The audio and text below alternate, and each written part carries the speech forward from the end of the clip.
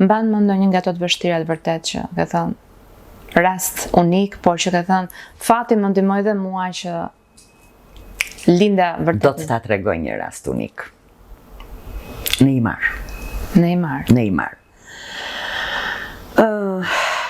Ishte një zonjë që bënte fëmijën e dytë.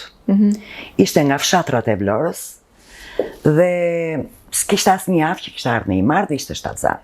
Dhe ishte në fundin e shtatzanisë. Pra ishte në prag të lindjes avash. Pati një lindje shumë të vështirë.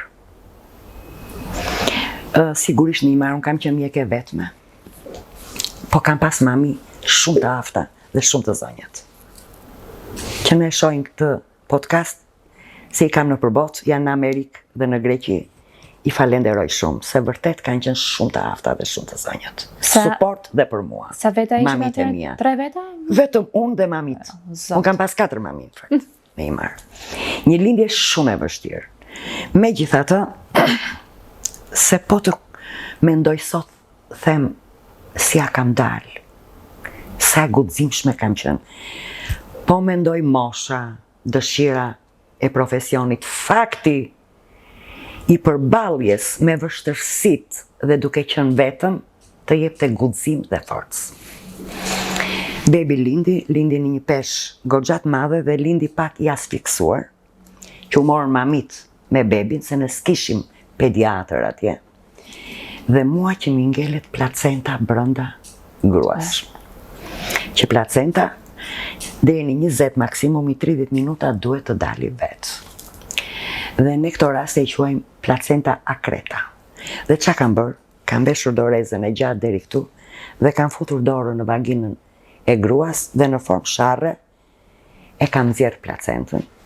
Meraku më pas e kisha mos më bënte gruaja hemoragji. Sinqerisht e kam gdhir, s'kam ikë në shtëpi. Nuk pyeta se kisha dhe fëmijë. Në shtëpi dhe i kisha vetëm atë natë. Kam ndetur dhe kam ndetur jo atë ditë, po kam ndetur të nesmen dhe i kam ndetur dhe në shtëpi. Bas një javë mbajta në maternitet, e kam ndjek dhe më pas. Faleminderit Zotit, më shkoj shumë mirë. Të hap një klap këtu. Po, patjetër. Pas shumë viteve, shkoj në Himar bashkë me vajzën time dhe doja që të bëja me një skaf, një xhiro në disa pika në det. Një djalë i ri, skafist. E pyes nga je nga Himara? Jo, më thot, unë jam nga fshatrat e Vlorës, po unë kam lindur në Himar.